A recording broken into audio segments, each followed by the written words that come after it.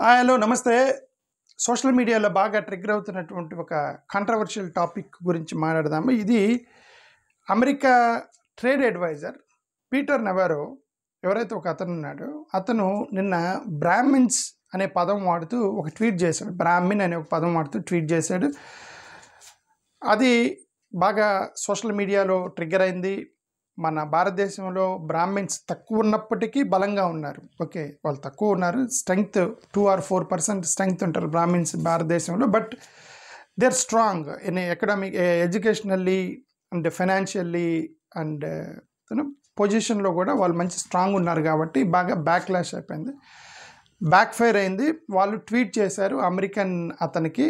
Controversy ఏందనేది చూద్దాం ఇప్పుడు. ఓకే, ఇక చూడండి, ఇక్కడ ఏమన్నారు, Modi's war to profiteering Brahmins, Navarro loses plot.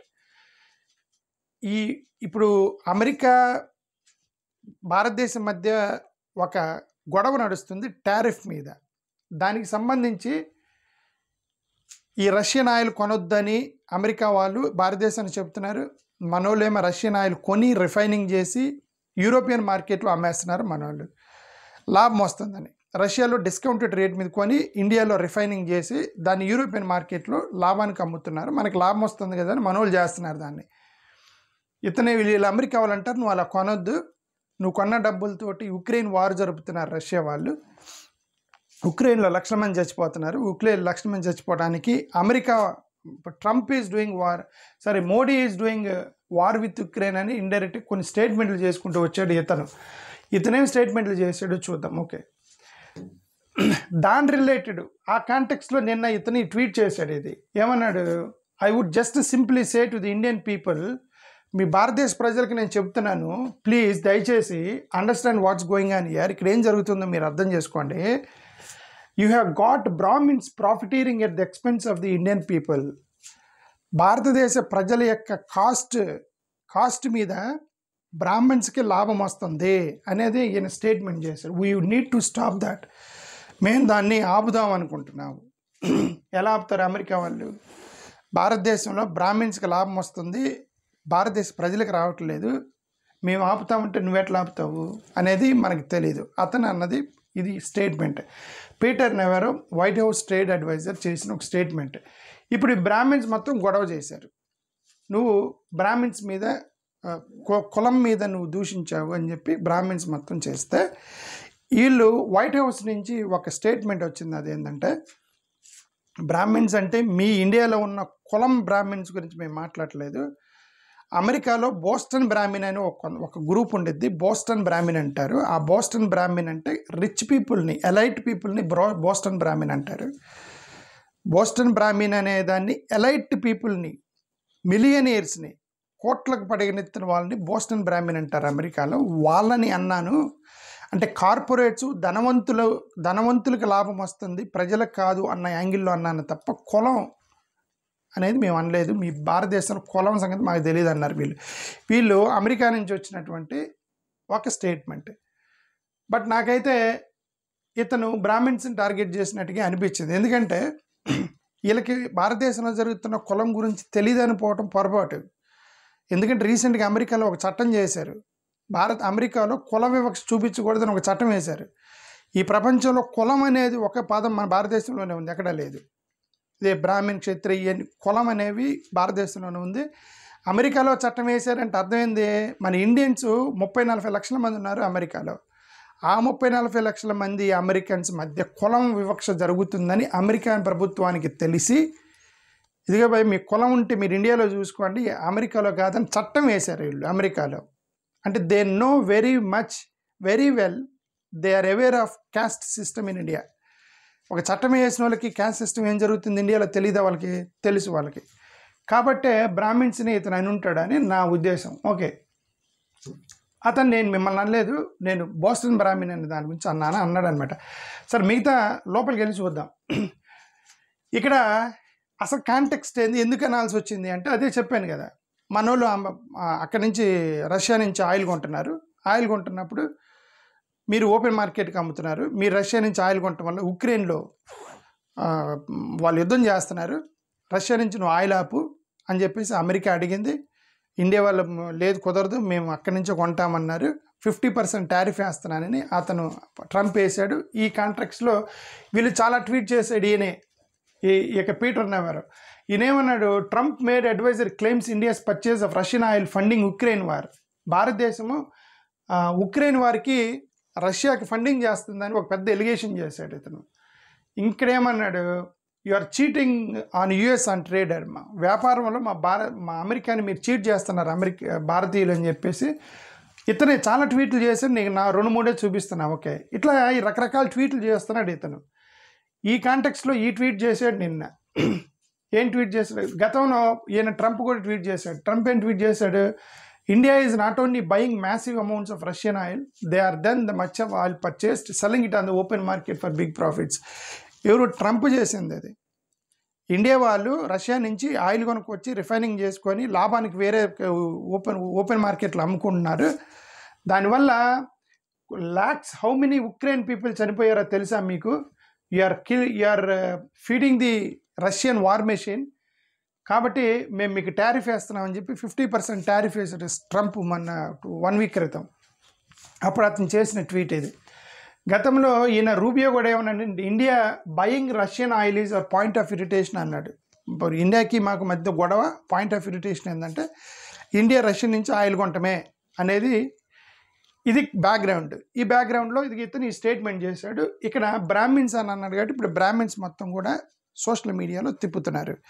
ఇప్పుడు ఇతను చేసినప్పుడు వదిలేస్తే పోయేది. ఇప్పుడు బ్రాహ్మిన్స్ దాన్ని సోషల్ మీడియాలో కౌంటర్ ఇవ్వకండి, కౌంటర్ ఇస్తున్నారు కదా. కౌంటర్ ఇచ్చినప్పుడు ఇంటర్నేషనల్ వైడ్గా మీరు ఒక బ్రాహ్మిన్ అనే ఒక కులం ఉంది ఇండియాలో అని మీరు చెబుతున్నారు. ప్రపంచంలో తెలియని కూడా చెబుతున్నారు. మీరు ఇప్పుడు బ్రాహ్మిన్స్ అనేవాళ్ళు ఒక ఎలైట్ పీపుల్ ఉన్నారు భారతదేశంలో అని మీరు మమ్మల్ని అంటారా అని మీరు సోషల్ మీడియాలో తిప్పినప్పుడు, అది ప్రపంచంలోకి వెళ్ళినప్పుడు ఎవరో ఆధిపత్య కులాలు ఉన్నాయట భారతదేశంలో అని అన్నప్పుడు ఆటోమేటిక్గా సెకండ్ క్వశ్చన్ వచ్చింది, హూ ఇస్ ద లోయర్ కులం అనేది వచ్చింది కదా. మీరు ఒక క్యాస్ట్ అనే దాన్ని ట్రిగర్ చేసినప్పుడు సోషల్ మీడియాలో హై క్యాస్ట్ అని ట్రిగర్ చేసినప్పుడు మరి లో క్యాస్ట్ ఎవరు అనేది ఆలోచన వచ్చింది ఎవరికన్నా. అప్పుడు దళిత్స్ అనేది అంటే యు ఆర్ హ్యూమిలియేటింగ్ దళిత్స్. కాబట్టి దళితులు ఊరుకోరు కదా, వీళ్ళు తిప్పుకొట్టడం మొదలెట్టారు దళితులు నిన్నటి నుంచి సోషల్ మీడియాలో. ఇది ఇక్కడ ఏదేంటి, అదే డాగ్ చేశారు బ్రాహ్మిన్స్ని. బ్రాహ్మిన్స్ ఏమో తిరిగి రిప్లై ఇచ్చారు. దీనివల్ల ఇది కొన్ని ట్వీట్లు చేస్తున్నారు దళిత సంఘాలు అనాలా, మరి వీళ్ళు బీసీలా, ఎస్సీలా, ఎస్టీలా, దళిత సంఘాల, లేకపోతే పెరియార్కి సంబంధించినటువంటి తమిళియన్సా ఎవరో తెలియదు. కొన్ని ట్వీట్లు అయితే చూపిస్తున్నా మీకు. ఓకే, వీళ్ళేం ట్వీట్ చేస్తున్నారు, అవునండి everything else is non sense. Brahmins ఉందే 2% దేశంలో, 90% పోస్టులన్నీ వాళ్ళే తీసుకుంటున్నారు. క్రిటికల్ మినిస్టర్స్, సెన్సిటివ్ డిపార్ట్మెంట్లు, ఏజెన్సీల యొక్క హెడ్స్ మొత్తం కూడా బ్రాహ్మిన్సే ఉన్నారు. Okay, 90% of India can be kept away like this. అన్ని పోస్టుల్లో మీరు పైన బిగ్ పోస్టులో కూర్చొని 90% ప్రజల్ని మీరు దూరంగా పెట్టడం అనేది కరెక్ట్ కాదు కదా అనేది ఒక అతను పోస్ట్ చేసింది. అతనే ఇంకోటి ఏం చేశాడు, బోత్ మినిస్టర్స్ అండ్ బాబూస్ కూడా వాళ్ళే ఉన్నారు. ఎక్కడెవరు ఇంకొక నెటిజన్ రాశారు, మైత్రేయ, బుద్ధిస్ట్ బాయ్ అంటే దళిత్ అయి ఉండొచ్చు, అంబేద్కర్ ఫాలోవర్ అయి ఉండొచ్చు, బుద్ధిస్ట్ బాయ్ అంటే. ఇతనేం ట్వీట్ చేశాడు, Brahmins profiteering of Indian people never అన్నాడు. దట్ ఈస్ ట్రూ, అది కరెక్టే. All top jobs occupied by Brahmins, every policy for them, all temple priests Brahmins, Sanskrit is promoted, Brahmins customs like vegetarian promoted as Hindu custom, Hinduism now Brahminism ruled, India ruled by Brahmins అని ఇతను ఒక tweet చేశాడు. Okay, so ఇలాగా ఇది దళిత version వచ్చినప్పుడు automatically బ్రాహ్మణ version కూడా వచ్చింది కదండి. ఇక్కడ బ్రాహ్మిన్స్ వీళ్ళు ట్వీట్ చేశారు సపోర్ట్గా, బ్రాహ్మిన్స్కి సపోర్ట్గా. వీళ్ళేం ట్వీట్ చేశారు, ఇదిగోండి Brahmins are most successful group South ఏషియాలో, మేము చాలా సక్సెస్ఫుల్ గ్రూప్. ఓకే, మేము భారతదేశ చరిత్రలోకి వెళ్ళిపోయి చూస్తే మేమే సక్సెస్ అయ్యాము. రిమూవ్ బ్రాహ్మిన్స్ అనేవాళ్ళు భారతదేశ చరిత్రను తీసేస్తే 90% చరిత్ర లేదు, మీకు మేమంటే జలసీ అని ఒక అతను పోస్ట్ చేశాడు. ఇంకొక అతనేం పోస్ట్ చేశాడు, there is no caste based reservation for Brahmins. బ్రాహ్మిన్స్కి రిజర్వేషన్స్ లేవు, క్యాస్ట్కి సంబంధించినటువంటి కోటాలు లేవు, అన్నీ కూడా మేము జనరల్ కేటగిరీలో కొట్లాడాలి, జనరల్ కేటగిరీలో కొట్లాడి కూడా మేము సక్సెస్ అవుతున్నాము, మీలాగా మాకేం రిజర్వేషన్స్ లేవు ఇక్కడ, అయినా సరే we're most successful in India అనేది బ్రాహ్మణ్ యొక్క ఒక వర్షన్ అనమాట. బ్రజేష్ కుమార్ త్రివేది పోస్ట్ చేసింది. రేషనల్ హిందూ సనాతని అనే ఇతనేం పోస్ట్ చేశాడు, Brahmins are brain, Kshatriyas are protector, Vaishyas manage economy and Shudra create goods with their hard work in their Hindu society. They are 4 equal pillars. Strategy is to bring down one pillar by other 3. Stop hating Brahmins అనేది అతను రాసింది. అతను ఏమంటాడంటే Brahmins అనేది brain, క్షత్రియాలు రక్షకులు protectors, Vaishyas వ్యాపారస్తులు, శూద్రాలు ఎవరైతే ఉన్నారో వాళ్ళు కష్టపడి పనిచేసి వస్తువులు తయారు చేసేవాళ్ళు. ఇప్పుడు మీరు 3 కులాలు కలిపి ఒక కులాన్ని కిందకి లాగుతున్నారు, స్టాప్ హేటింగ్ బ్రాహ్మిన్స్ అని ఒక బ్రాహ్మణ్ అయ్యి ఉండవచ్చు. ఓకే, అతను చేసినటువంటి పోస్ట్. అంటే ఈ రెండు ఓకే సమ్వాట్ జస్టిఫియబుల్. మేము జనరల్ కేటగిరీలో కొట్లాడుతూ కూడా మేము సక్సెస్ అయ్యామనేది okay somewhat justifiable. This is not justifiable. ఇది పోస్ట్ చేసింది ఎవరో, ఇతనేం చేశాడు, బ్రాహ్మిన్స్ బ్రెయిన్, క్షత్రియాస్ ప్రొటెక్టర్స్. ఏమంటే బ్రాహ్మిన్స్ బ్రెయిన్, శూద్రులు అంటే ఎస్సీ ఎస్టీ బీసీలో కూడా బ్రెయిన్ ఉన్న వాళ్ళు చాలామంది ఉన్నారు. They're most intelligent people.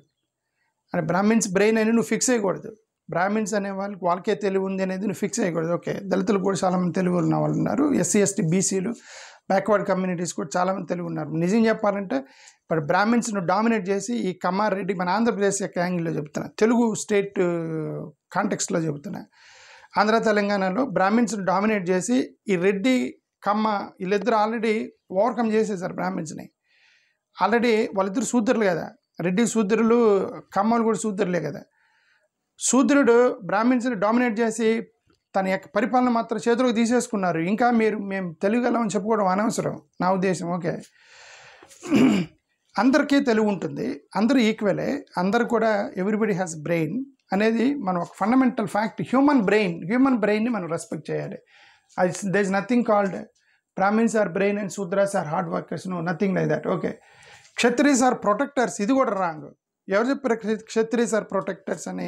Protect చేసేది, యుద్ధం చేసేది క్షత్రియులని ఎవరన్నారు? అది ఎప్పుడు గతంలో అయ్యి ఉండవచ్చు. ఇప్పుడు ఇండియన్ ఆర్మీలోకి వెళ్తే మొత్తం ఎస్సీ ఎస్టీ బీసీలే, మొత్తం గన్నులు పట్టుకొని కూర్చొని పాకిస్తాన్ వాడు యుద్ధం చేస్తున్నాయి, కార్గిల్ యుద్ధం చేస్తున్నాయి, మొత్తం కూడా ఎస్సీ ఎస్టీ బీసీలే. ఇంకా క్షత్రియులు warriors, the SC STs BC are protecting the India, right? The ఆర్మీలో ఉండరు కదండి వీళ్ళందరూ. అగ్ర కులస్తులు ఎవరు ఆర్మీలో ఉండరు కదండి.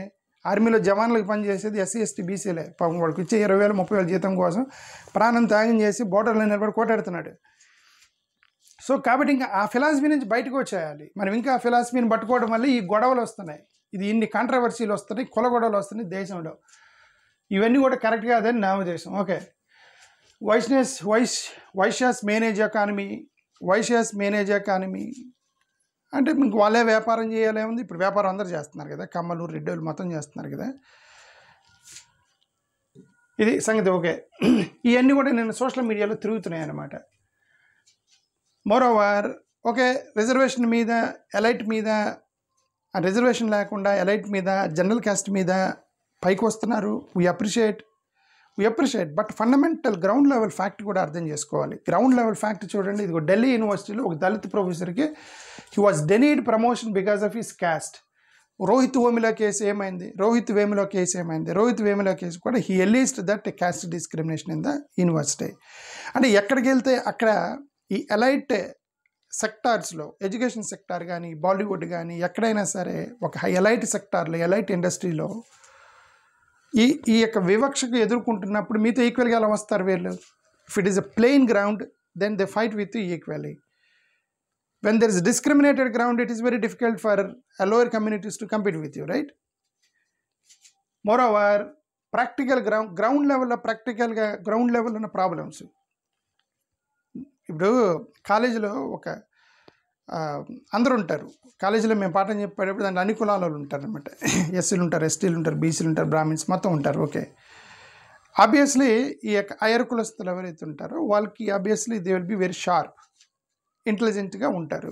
కొద్దిగా ఈ దళిత కమ్యూనిటీ నుంచి వచ్చేవాడు ఒక పిల్లోడు వాడు కాలేజీకి రాకుండా వాడి గురించి ఫ్యాకల్టీ మొత్తం డిస్కస్ చేస్తాం, వీళ్ళందరూ ఇట్టే ఉంటారు, ఈ ఎస్సీలు ఇట్టే ఉంటారు, ఈ కాలేజీకి రాడు అది ఇది అని చెప్పి వాళ్ళు అనుకుంటుంటే నేను ఒకసారి వాడిని బయట కలిసేవాడిని. నేను వాడిని కలిసారే, ఎందుకురా వాళ్ళు తిడుతున్నారు నేను రోజు నువ్వు కాలేజీకి రావట్లేదని, ఈ అందరూ ఎస్సీలు అందరూ ఇట్టే ఉంటారు అంటున్నారు, కాలేజీకి రావచ్చు కదరా అని వాడికి కౌన్సిలింగ్ సెషన్ పెట్టాను ఆ రోజు. ఒక దళిత పిల్లోడికి కాలేజీలో.